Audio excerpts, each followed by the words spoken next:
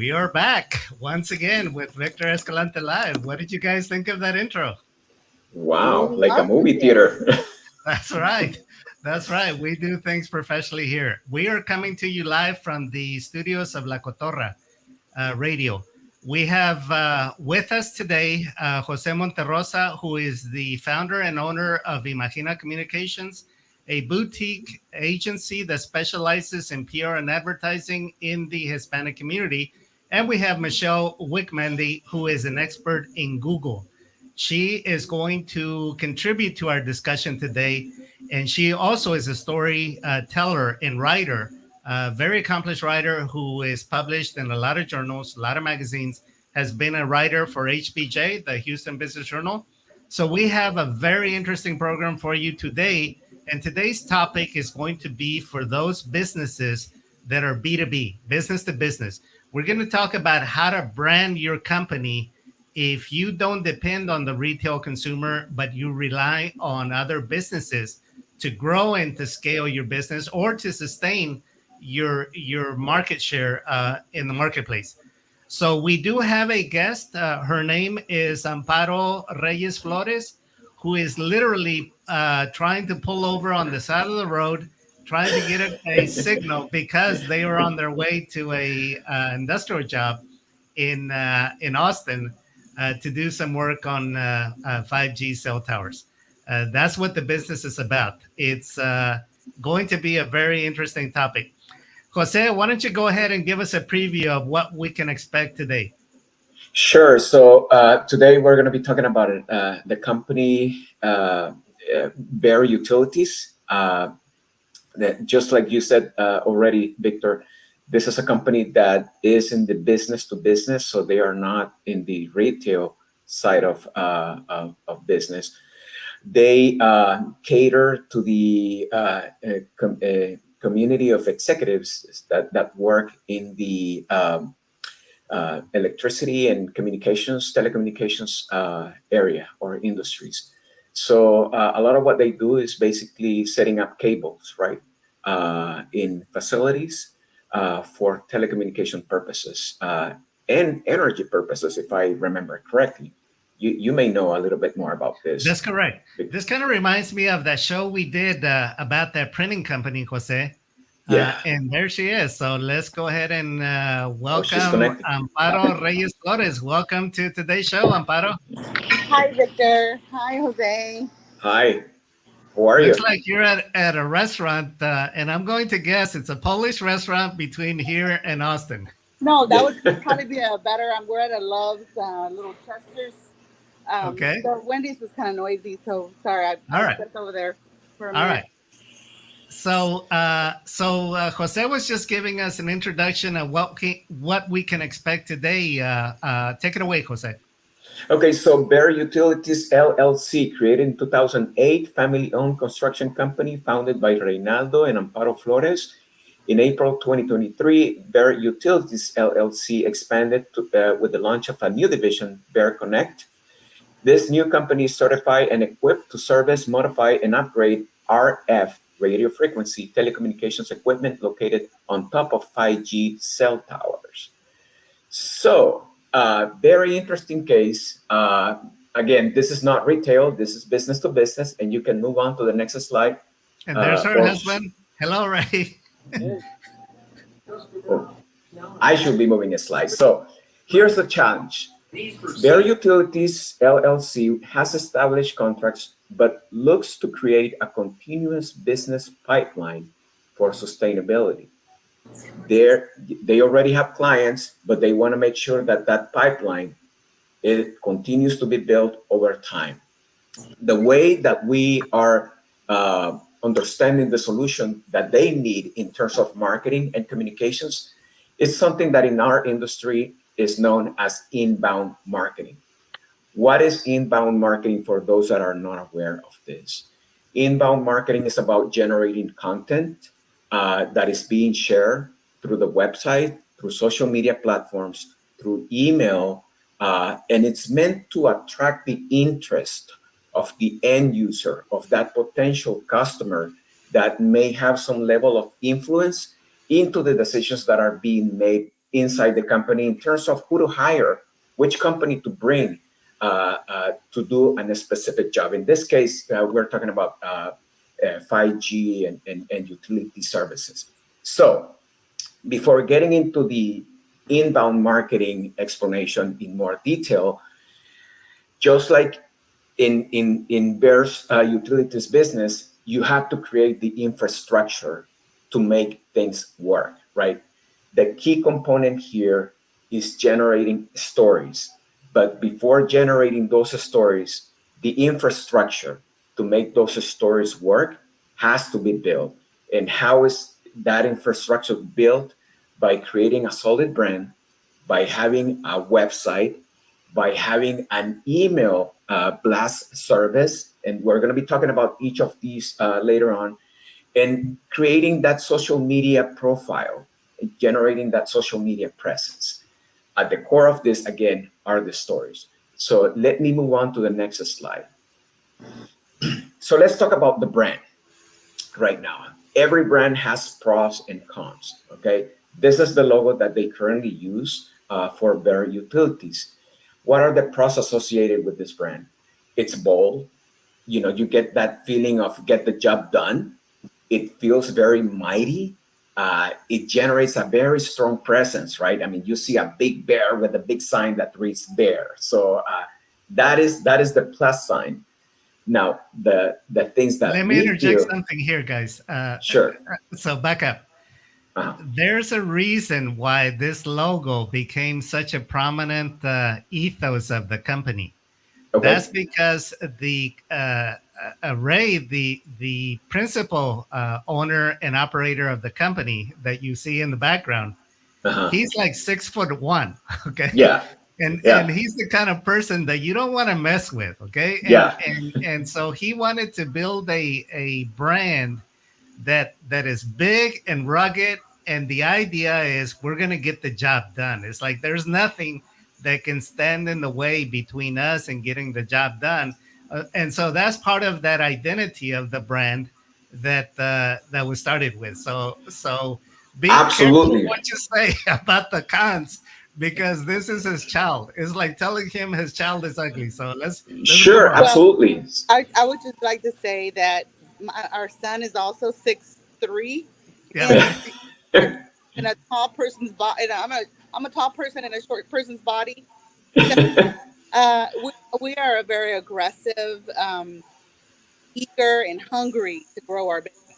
Yes. Absolutely, yeah, and that's the thing that we see with this logo, right? It has all those qualities that you just mentioned. Now, the things that we feel could improve your existing logo are associated with what we identify as the cons. You know, it feels a little bit unfriendly. It's lacking color. It almost have that sporty look, right? Like the football team type of approach. And being in the construction industry, we know that the challenges that happen, you know, whenever you engage in you're engaged in the construction business, there may be some mishaps, some things that happen, some glitches that, you know, take place along the process. So having that mean bear associated with your company, maybe keep the bear, but I would say make it a little bit more friendly, right? Just to make sure that we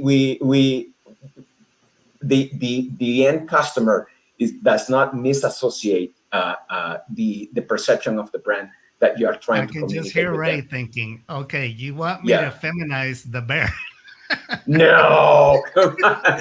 We're not saying that. You know, we're just looking for those opportunities on how to make okay, the bear, I get it. Can we make a more friendly bear? Yes, we can, without getting, you know, completely going to the other side, right? So I think that the image, the strong, the idea of getting things done are there for sure. I know But you know, Michelle wants to jump in. I yeah, see go Michelle ahead. having something to say. Go ahead, Michelle. No, it is very strong. It's very rugged, and those are the words that you used earlier. But maybe color, a splash of color, and maybe just tone it down a little bit. Hmm. so Just that not it pink. Okay. No Barbie pink bear. no Sounds like no Barbie pink bears, but just maybe a splash of color. So thinking about portraying yourself as a huge thing right now is sustainability and energy. So maybe thinking about those colors that portray that, like the greens and the blues and right. yellows, things like that will Yeah, make the bear a little bit more friendly. It's a great absolutely. it's a great time for us to really have great plans moving forward because we are diversifying to Fair Connect, and so we thought about like having something that connects the community. Um, Exactly. talked about Yeah, we're now a multifaceted company, not just well we are construction. It's still a form of construction, but we also are now diversified into two different operations. and that diversifying is probably the thing that we need to think about when we think about that logo, that brand logo that you have right now, right? I mean, Correct. can this expand to something else, to something new? And it can also be like a brand refresh for the company, right? You're Yes. doing new things, might as well just tweak this a little bit more.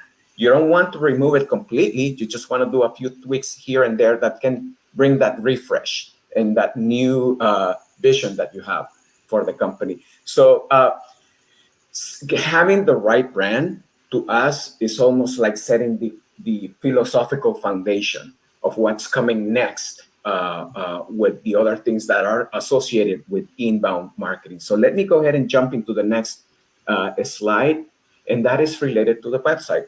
Our understanding is that you don't have a website right now.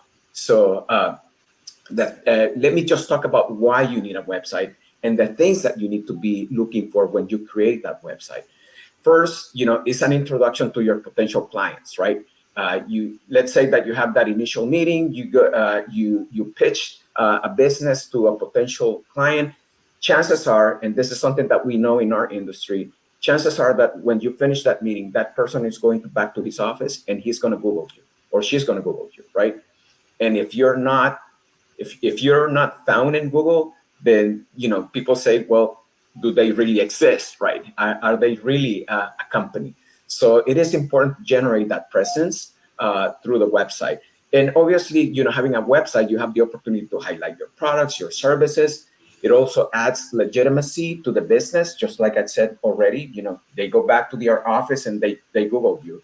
And then the last thing is making sure that you have that digital footprint on social media platforms, on search engines, because that is where people are going to find more information about you.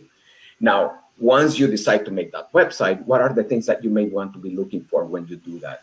Well, you want to make sure that your website is optimized for search engines. If it is not optimized for search engines, then chances are that you're not going to show up on those Google searches. So that has to be like prime. It has to be done. The other things are more aesthetics, like having a clean layout, making sure that is easy to navigate. On the homepage, there are some basic things that need to happen, like having a section that talks about your business, having testimonials, people that are saying good things about you, having a map of where you are located and the areas that you service, also having that contact information very easy to access, and making sure that you highlight also the services that you provide.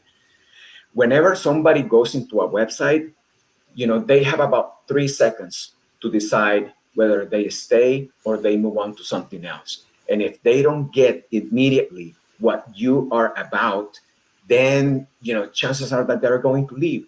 So you want to make sure that you highlight, you make sure that people know exactly when they go into your website, they know exactly what you do. So that is one thing that you want to keep in mind when you create a website. Let me go ahead and jump into the next slide because we have a few things that we want to talk to you about, and we are so excited to share this with you that I'm going to pass it to Michelle now because this is her part. Michelle? Okay. So anytime you create content, whether it's content for your website or perhaps a blog, the first thing we always have to ask is, who is the audience? And by who is the audience, so we know that you're doing B2B, we know that you're doing utilities, so we know a little bit about who that audience is, but the one of the key things to identify is what are their pain points and what information do you need to offer to help them overcome their objections, and then also what interests them. So you'll need to do a little bit of research up front so you know what content is already out there and how can you make your message a little bit different, even if you're saying the same thing. I did a little bit of research on the utilities industry, and it looks like some of the top trade journals for the utilities and energy industry are Public Power Magazine, CIO Insights, Energy Digital, Energy Central, Power Mag. So I'm not in the industry, but those seem to be things that you would be places to take a look at what's being published and what are those current messages and how can you um, how can you say the same thing or present maybe some of the similar ideas, but just in the way that you present your services and your products or the way that you do things. And Uh, I want to highlight one thing. Michelle is basically talking about the stories, right? And how to craft those stories that are going to generate that interest on your future or potential client. Yeah. What I talked about is basically setting the foundation, creating the infrastructure of where those stories are going to be living, are going to be located. Keep in mind that we're talking about inbound marketing. So generating content that is in a very indirect way going to attract the interest of those future clients and see you as a thought leader in the industry, and also entice them to contact you, for additional information about specific things. Sorry, Michelle, I have to make that point. oh, no, no, that's fine. And you might think of this as your blog is going to be your 24-hour salesperson. So that blog can deliver the message when you're away from the computer, when you're away from your desk. You have this content that sits in your website and is available to answer questions and to engage your audience when you're not there. So one of the very first things to do is to think about, well, what are those pain points and what type of content do you need to develop to keep your audience engaged? So it's always good to start with a content plan. It's a good idea to generate a list of content ideas. And there's some content idea generators, free generators online where you can put in your keywords and it'll spit out like 20 different ideas for blog post ideas and articles or whatever type of content you need to create. And then from there, we also have to think about creating a relevant keywords list so you can embed those keywords into your content. So, keywords, you might think of keywords as going fishing. So, if you go fishing, you want to go where the fish are. And in the Right. same way, we want to embed those keywords as bait. So when people look up something relevant to your company, whether it's utilities or Houston utilities, whatever it might be, fiber optic utilities. So when they use those keywords, it's more likely that they're going to be able to find your website and your content. So The let me get very specific with what Jose and Michelle have said. So remember that story you guys told me about when a primary contractor was working on the Tesla plant in Austin and how they ran into a problem? Yeah. You guys were the only one that they could think about calling to rescue them. Okay. Right. Now, so that could be turned into a story Exactly. that would go into your blog, and your blog would be inside of your webpage, because Mhm.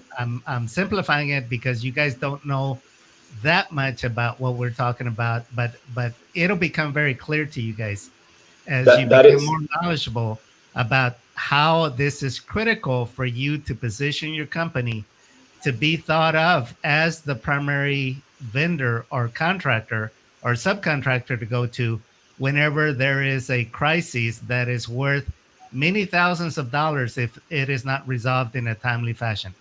So And imagine being able to tell that story of how you saved the completion date of Tesla as just as an idea. Okay, that's what Jose and Michelle actually do in being able to craft a story and to come up with a headline that is very catchy, that is very it's going to be right there, and that could even be turned into an article that could be submitted to one of those trade magazines that you could go to a industry conference, because those magazines generally are going to be there as exhibitors, or you can pick up trade publications at industry conferences to be able to know where your stories need to be distributed. Does that make sense? Absolutely. I yeah, also love the SpaceX project that we worked on a couple of years ago. Yeah, Right. a couple of like dots and triggers. she's breaking up a lot. Yeah. Yeah. You could you repeat a little bit? We did a, we did You a, broke up. okay, so we did a job for SpaceX. Yes, Yeah, So we for ran the fiber SpaceX. optic Okay, that's for gold.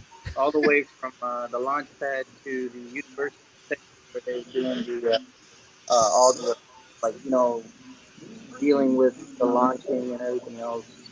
So we ran the fiber optics down in Brownsville for that Awesome. project. Imagine that. Yeah, and I congratulations on that. By the way, that is simply outstanding. But I wanna add Nobody a little knows that bit. other than Yeah. us. Nobody knows that Well, other than us and the prime contractor, and the world needs to know that how you save companies time after time after time whenever they're in a bind. Yeah, and that is one side of this, Victor. But the other side is the pain points, right? Yeah, I mean, exactly. the reason why they contacted Bear Utilities is because they had a problem that needed to be addressed. And chances are that other companies are having similar problems. So that's a pain point right there. And that pain point can be converted into a story or multiple stories that can be shared on social media platforms or your blogs. So that is what inbound marketing is about. Making sure that you identify those pain points. You know what? I'm going to start generating content about this. Why? Because chances are that maybe someone else, somewhere else, is having the same issue and he's Googling the problem or he's trying to find someone that can address this specific problem. And guess what? Through a story that you publish, through your website, through social media platforms, they found you. And that is what inbound marketing is. Sorry, Michelle, you No, needed to move on. that's fine. Perfect point. The other thing is when we start thinking about generating content, and we'll have so many different ideas. The thing to always remember is go back to your goals and make sure that the content you're creating actually aligns with what you want to achieve, because sometimes we get so focused on writing the story or writing the next story, or we see something that gets us a little bit off track. So make sure that the content you're developing is actually helping you to achieve your goals and satisfying the needs of those customers.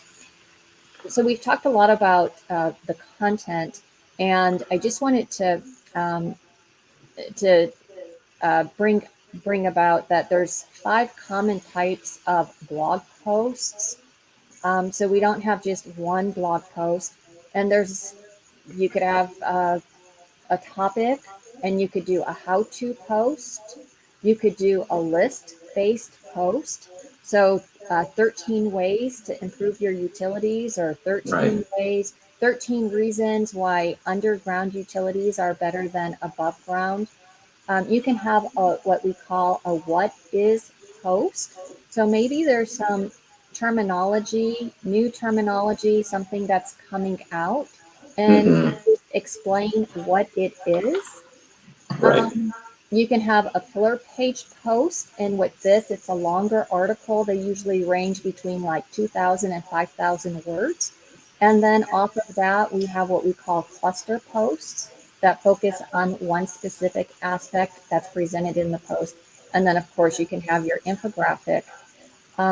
Whatever type of post you choose to write, the one thing to always keep in mind is have somebody proofread it, have another person proofread it, read it backwards, read it out loud, because any kind of mistakes, people are so quick to pick those up, and then um,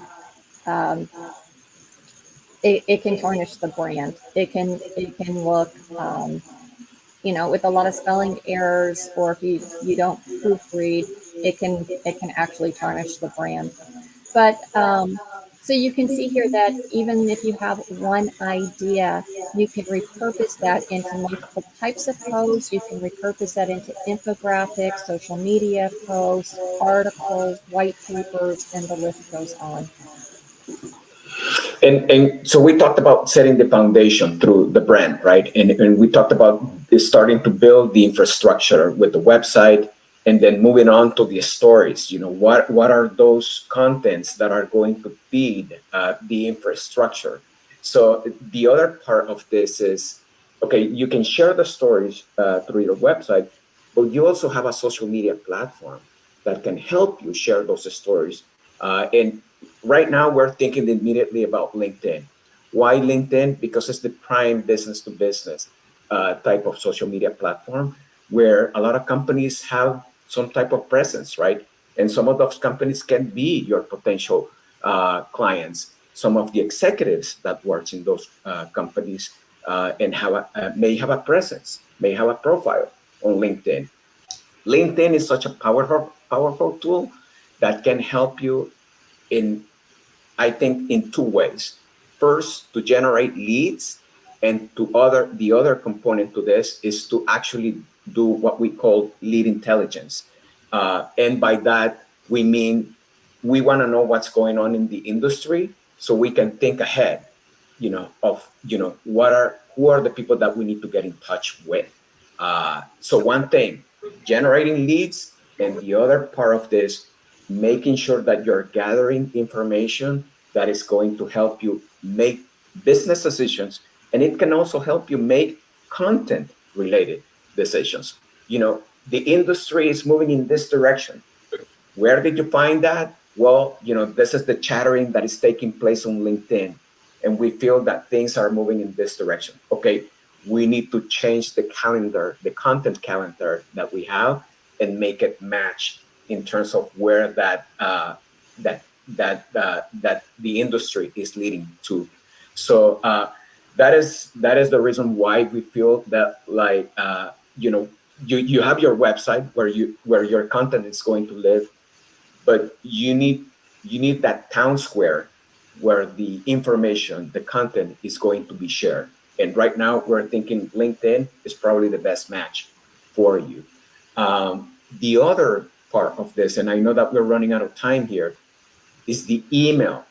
Making sure that you have a database of contacts that you're making through meetings or participating in trade shows, and making sure that that information, that name, that email address, is going to a database, because eventually you may want to keep that communication, that content sharing through email as well. Maybe it's not going to be as intensive as sharing it on social media platforms such as LinkedIn, but you may want to send an email blast every once a month, for example, or once every 2 months, just highlighting some of the stories that you have created, and maybe highlighting some of your accomplishments that have taken place over time. Let me Uh, give you an idea. I want uh, to ask. I want to ask Ray and Amparo. With the current heat that we're going through, hmm, is there any stories? Is like, what kind of work are you guys doing on 5G towers? Is that affecting the towers? If is that affecting the equipment? Because that would be, if it is, it would be an excellent story right. on the toll that the current heat in Texas, or the current overload of on the system on the ERCOT grid is having on some of the components within that infrastructure, and how Bear is working nonstop to be able to keep the communication and the grid working. Just an example, okay? So this is where we get into the details of content in order to share with people that want to know this information. You're not just sending out unsolicited information that no one wants to read, but it's like this is need to know information that key decision makers are going to want to follow and be very appreciative for data and intelligence that you share. Does that make sense? Yeah. Yeah. And you know, when you mentioned the grid, Victor, I thought about power outages, right? Yeah, Uh, absolutely. and is there something there that can be associated with the things that you do? And if so, you know, maybe this means that we can set up a batch of 5, 6, or 7 stories that we can share over a month, 2 months, and are related specifically to that. Why is that important? Because there is timely. This is happening right now. There's a lot going on news media, for example. Some reporters may be interested in stories that are associated with that issue, and the thing is that you are generating content that is related to that. You may become the source of that information for those news reporters. That is where the magic happens with inbound marketing. You know, that the fact that you are generating content that is timely, that is directly associated with your business, and then can drive the interest of those potential customers that you may have. That's all we have. Okay. I know that we're running out of time here. Yeah. Thank you. Thank you so much. This is very Yeah. insightful. For all, there's a lot, but we'll piece it together, hopefully for the for the company, everybody that we're here. We we are what what is electrical, fiber optic, everything. We're gonna have to leave it there, guys, because we have a very bad connection, so we can only hear about every third word. So Yeah. until next time, friends, be sure to tune in next week, where we will do another deep dive into helping a business grow, or helping a business position themselves and brand themselves as the go-to service provider or product provider. So long, everyone. All Thank you right. for joining Take us. care. Thank you. Thank Bye-bye. you. Bye. Bye bye. Bye-bye.